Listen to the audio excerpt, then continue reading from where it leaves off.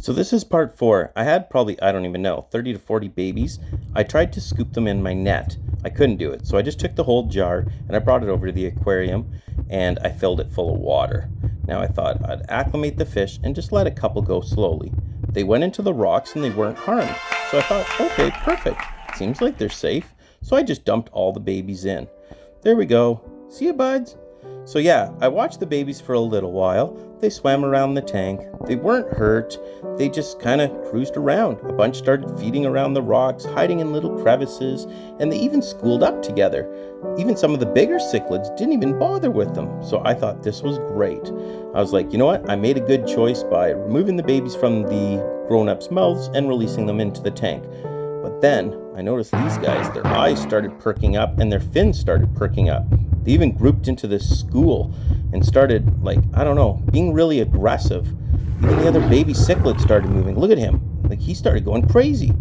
So I got really worried. I'm like, oh no, are the babies in danger? Look at him go. Leave it alone. I was like, oh no, no, no, no. He got it.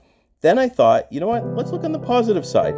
Maybe because they're small, they're just putting them back in their mouths again. Move out of the way, buddy. So then I thought I'd look in. Let's look in his mouth. Let me see. Is there a baby? And that's when my heart sank. There was no babies in his mouth. These were being eaten. Every baby was being eaten. I'm like, I made the wrong decision. I shouldn't have done this. So then part of me was like, trying to stay positive still. Okay, I can't have 35 to 40 cichlids and raise these guys. Like, I don't have a big enough tank for that many. So if some of them get eaten, maybe they're the smaller ones, injured ones, or weak ones, and kind of looking at natural selection, I hoped that, you know what, maybe half of them would survive in the rocks and the ones out in the open might get eaten. And then I even thought, okay, that one was in his mouth. Maybe some of them are holding them in their mouths and some are getting eaten. These ones here were getting away, and I felt really confident that they would do well. I was getting really depressed seeing all the babies getting eaten, so I checked out Karen. Karen was digging a hole in the back of the aquarium. You can see her sucking up all the sand and spitting it out. So the other part of me was thinking maybe she's going to have eggs or babies, and this will start all over, and this time I'm not going to take these babies away. The other thing is, I did notice some of the babies. See him hiding in the rocks there?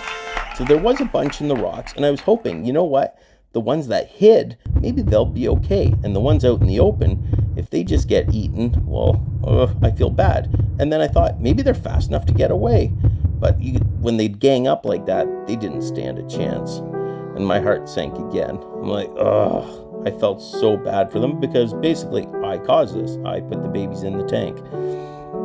Here was another one here, and I was really rooting for him. I'm like, go, buddy, go. Run, run, run. There you go. Hide, hide. No. I'm out of time. Follow for part 5. Bye.